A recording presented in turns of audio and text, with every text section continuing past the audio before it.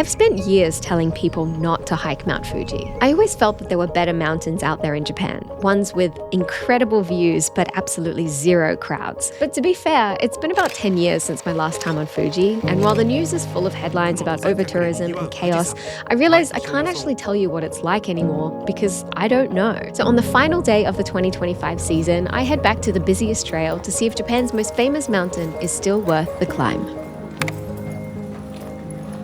Okay, so just made it to the 5th station of the Yoshida Trail. When I've hiked it in the past, I never knew which trail it was. I could never remember, but this looks very familiar, so I'm pretty sure it was the Yoshida Trail that I hiked up. Just picked up a Fuji-san crazy bagel. Japan is so wacky. Yeah, the cafes and everything around this area. I know, like, way more built up. Like, there's like quite a fancy cafe inside right now, so things have changed a lot in 10 years. Yeah, that's not a bagel by any stretch of the imagination. The usual itinerary that most people take when they go up hiking Fuji is they'll start in the afternoon, they stay at a mountain hut, they hike up again to the peak, and then they watch the sunrise at the top, descend in the daytime. I've done this twice now in the past. Both times when you're hiking in the afternoon, usually the weather's not very good. The mountain huts that you stay at, this is the main thing. I can never sleep well in these huts. They're usually very, very tiny. You're sharing a communal space. People are noisy, people are snoring, people's phones are going off. You're at elevation, so you've probably got a headache. You just can't sleep as well anyway. I've always thought that it would be a nicer hike to just go up in the daytime. We'll see how it is. So far, it doesn't seem like too busy or anything, which is nice, even though this is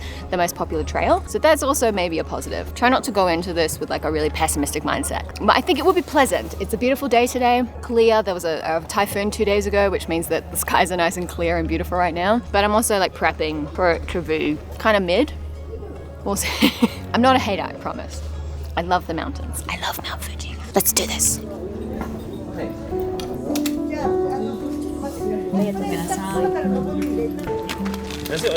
So one of the way of like slowing down tourism here, or just to like support, I guess, the people that look after like first aid, safety and all of that, you now have to pay a 4,000 yen entry fee to hike this trail. I don't know if it's for all of the trail. Yeah, 4,000 yen entry, and then you get this little tag. Anyway, let's do it.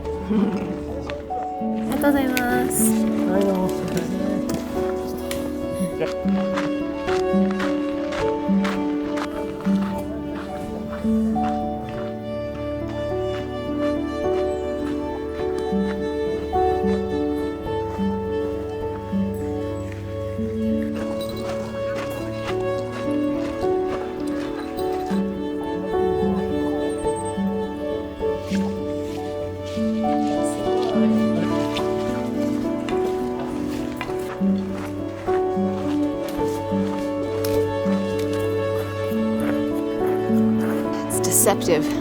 Looks close, but it is not.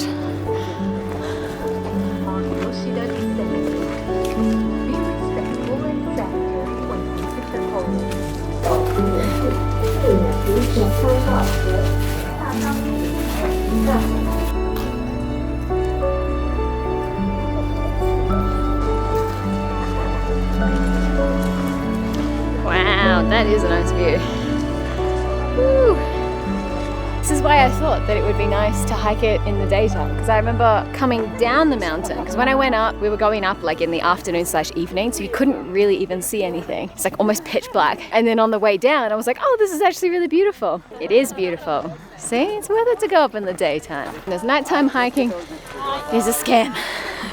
There's so many people. A lot more people coming down than going up, obviously. It's so busy.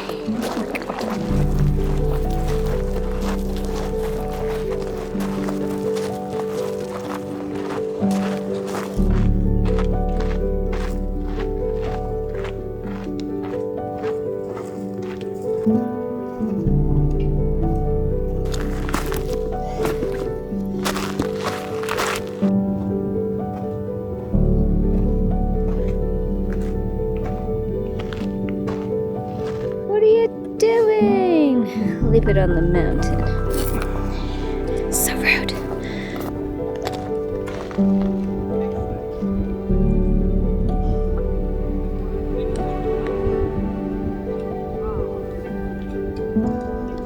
Ice cream sold out. Corn dogs sold out. More dessert sold out. Chicken sold out. Taiyaki sold out. Not much available.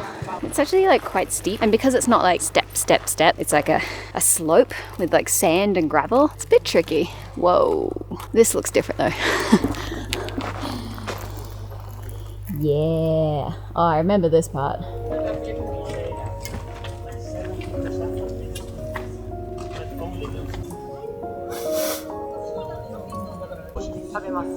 I just saw a sign inside the mountain hut that said it's 1,500 yen to rest in there for an hour. Oh, they must make bank when it's raining. I mean, props to them. They can charge whatever they want, you know. There's a lot of people and they're offering a valuable service. Oh, the bathrooms. I think we're at the 7th station now, which is crazy. Like, it's, if I was staying overnight and you stayed at the 7th station, I've only hiked for like 2 hours, and then yeah, there's still like another 4 or 5 hours. Like, if you wanted to see sunrise, you'd have to start hiking at like 1 a.m, which is crazy. At that point, it's pretty much a bullet climb. Flowers. Oh, look at them.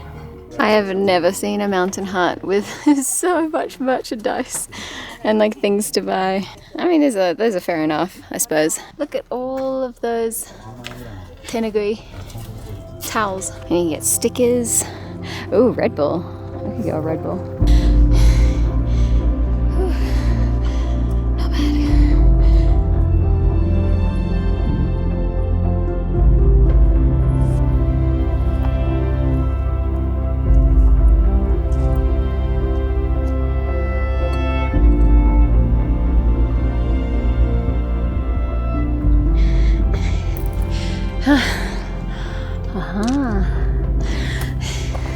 This looks very new.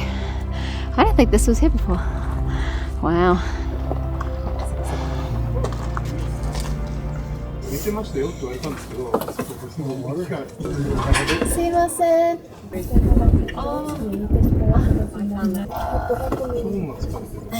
Well, that's a bit shit.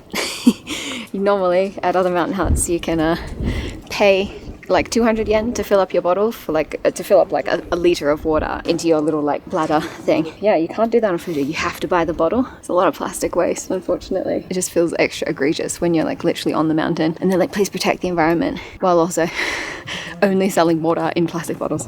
Anyway, whatever. I'll stop complaining.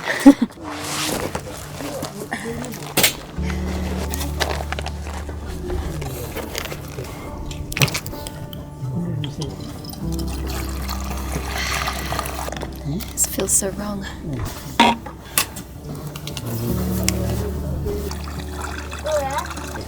Also, $10 a litre is crazy. The annoying part is that it's not even full. This is like 1,500 mils, but I just didn't want to have to buy another bottle.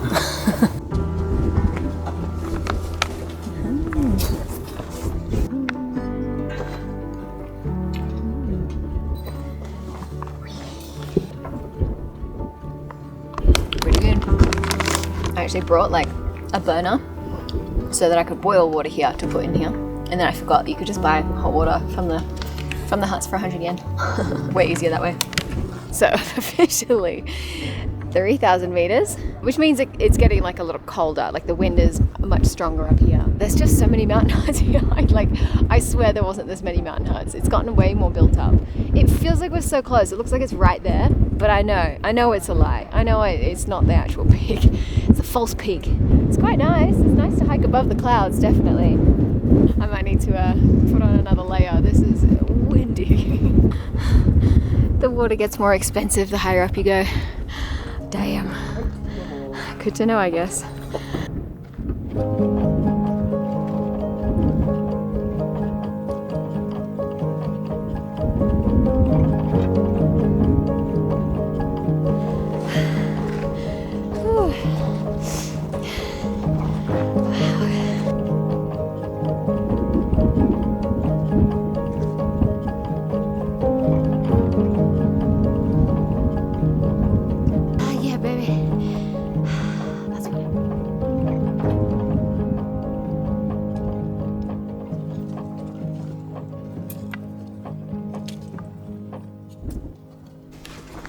it's interesting how different it feels compared to hiking other mountains, is that like normally you can feel the elevation going up and up because you can see your elevation in relation to other mountains. It feels like you're going higher, but on Fuji all of the mountains like in the vicinity are like much lower mountains. They're like 3, 4, 5, maybe 500 meters. It doesn't feel like I'm getting anywhere. It just feels like I'm just going up into the infinite void of black rocks and gravel. I guess in relation to the clouds, feels like we're getting higher. I'm actually pretty close, like about an hour from the top. Feeling good actually.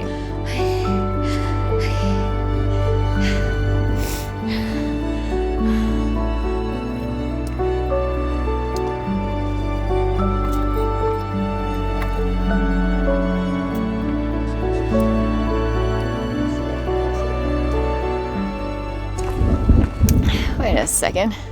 Is this the peak? I think this might be the peak. They're flying the flag. It must be the peak. Holy moly. We've made it. Well, she did it. God damn. Woo-hoo. It's not bad. It's not a bad view. It's the Fuji view. It's just that it's the same view that you've seen the whole time going up. So when you get to the top, it's not like it looks any different.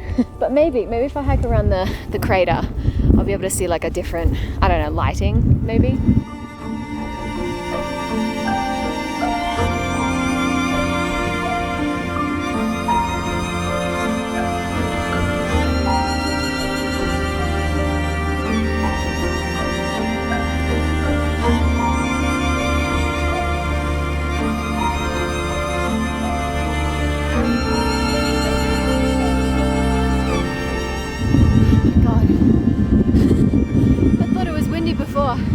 You just get absolutely blasted with wind at the top. Oh my god.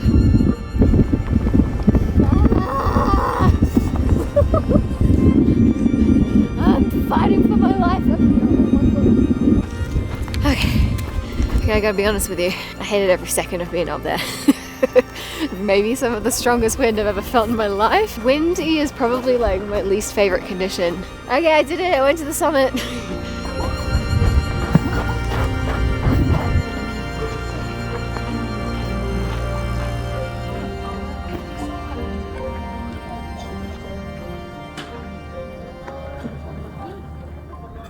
So all in all, at the end of the day, I hiked Mount Fuji in 6 hours and 51 minutes, which is actually a lot faster than I thought it was going to be. In my head, I think it's about an 8-hour hike. It certainly can be for some people, but yeah, like I said, I was like kind of surprised at how quickly and easy it seemed to be for me, but I think that has a lot to do with the fact that it was daytime, and also I sprinted down the mountain, man. It's like, I think I realized that I could catch the earlier bus if I got down a bit faster, so I ran like I've never run before. My maximum pace was 3 minutes 21 per kilometer, which is so funny because I think I would struggle to keep that pace on flat ground. But yes, anyway, it was a lot faster than I thought it would be, which is great. But yeah, I did learn a really valuable lesson, which is that hiking it in the daytime means that you really do miss out on that beautiful, beautiful morning light. Like I think hiking it for sunrise, you really get that wow moment. Like, oh my gosh, finally, there it is. And the lighting is really, really pretty. But in the daytime, it was decidedly quite average in my opinion. But anyway, before I fully get into the comparison, should you not, I kind of want to clear up a bit of a misconception. The comments down below, I hear a lot about it online. I think a lot of people think that bullet climbing, which is like hiking up and down Mount Fuji in one go, like without accommodation, doing that is illegal or it's banned or like discouraged or anything like that. When they're talking about bullet climbing Mount Fuji, they're really only talking about doing that at nighttime. So like trying to hike up Mount Fuji to see sunrise at the top without booking accommodation. And so at the Yoshida Trail, and I think at a couple of other trails, if you start your hike after 3 p.m., they'll like ask to see your hut reservation to make sure that, you know, you're actually going to stay somewhere before you go up in the morning. But yeah, I think like doing a day hike, bullet climbing, it's not going to be for everyone. It can be a lot more tough. The altitude sickness can hit you a little harder if you do it like all in one go. But for me personally, I felt as though it was fine. But yeah, like I said, I've got a fair bit of mountain hiking experience in Japan, which brings me to the big question. Should you hike Mount Fuji in 2026? Is it worth it? For me, the answer is No,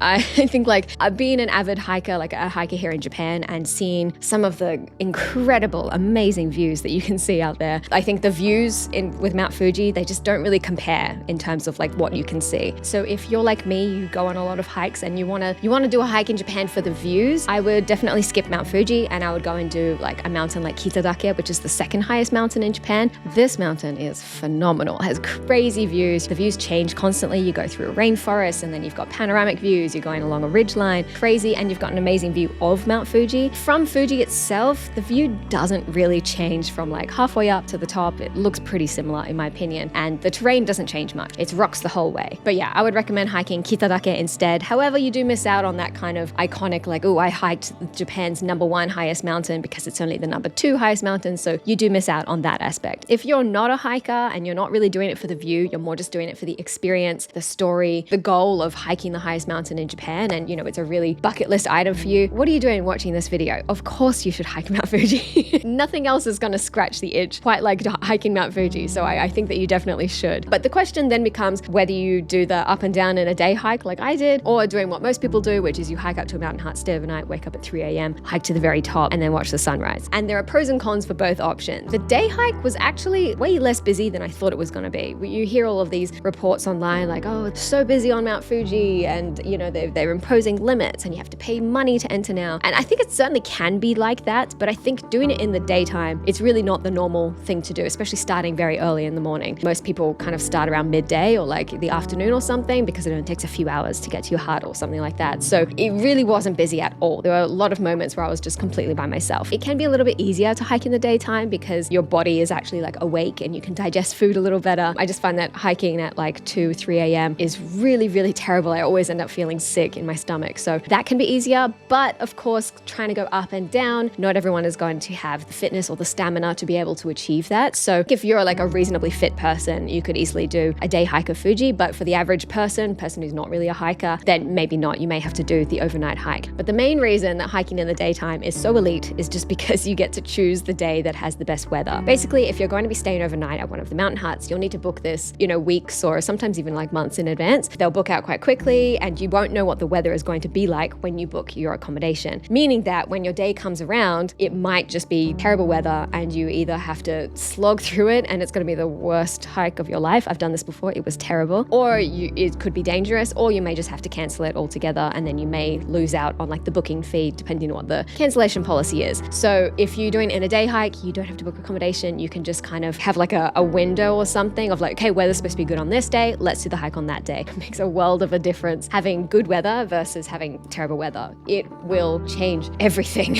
Hiking Fuji in the daytime when it's good, like clear day, like what I got, it was much, much, much easier than if it was windy or freezing cold or a lot of rain, that kind of thing. Of course, you should still carry all your rain gear and everything with you. I'll talk about tips later, but being able to choose the day with the best weather is so, so important with hiking. And I think that makes the day hikes way more worth it. However, the con is that it just doesn't look as nice. Like that's just a fact.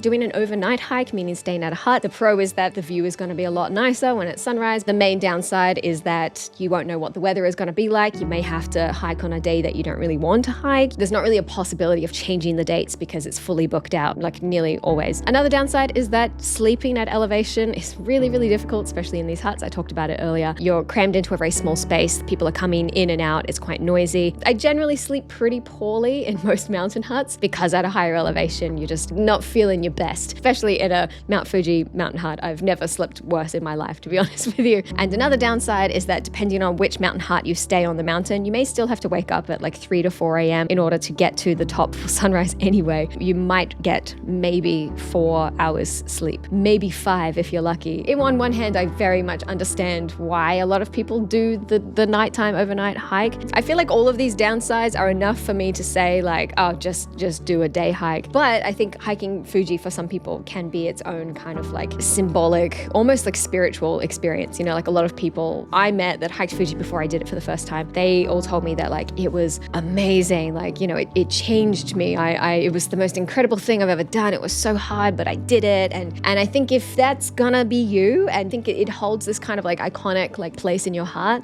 of course, hike Mount Fuji. It's gonna be great. You're probably gonna have an amazing time. Someone replied to an Instagram story that I put up about this topic and just said, I'm I'm just trying to feel something, man. And I respect that. If you are going to hike Mount Fuji, here are my tips. If you're going to do the overnight hike, book your accommodation as early as you can. Like I said, it sells out very fast. Try to get a mountain hut accommodation as high up the mountain as you can, because the higher up you go, the less you need to hike at that like 3 a.m., 4 a.m. kind of time, which is the worst time to hike. So yes, definitely get it as high up as you can. Make sure you bring a lot of water and a lot of food. Bring sturdy shoes, bring very, very, very warm clothes. This is the major thing that I think most people dismiss. Like they're like, no, it's not that cold at the top. It's fine. It's so hot at the bottom, which is true. It will be sweltering in Tokyo when you arrive, but at the top of Fuji, it's freezing cold, especially when you're sitting there for an hour shivering in a corner waiting for sunrise and you've been sweating on the way up and that's making you even colder. It will be freezing. Bring as warmer clothes as you can carry to the top of Mount Fuji. My number one tip. And number 2 tip, bring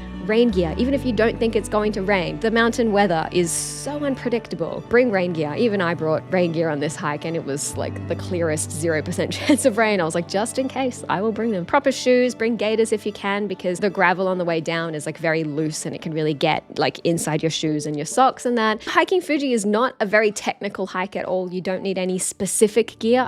I saw someone at the peak that had a canister of bear spray, which is wild to me. There are no bears on Fuji. I don't know. Maybe he was hiking from like the forest or something like that. There's still no bears down there. But anyway, you don't need bear spray. Making sure that you have enough gear. Like there is still always every year there's reports of people trying to hike Fuji in like sandals or like heels or like mini skirts or shorts or a tank top or whatever. I think wearing a tank top is fine, but you know, make sure you've got sunscreen on and all of that. Basically, what I'm trying to say is if you don't have that much hiking experience, treat it very seriously. If you do have a lot of hiking experience, it's not that serious.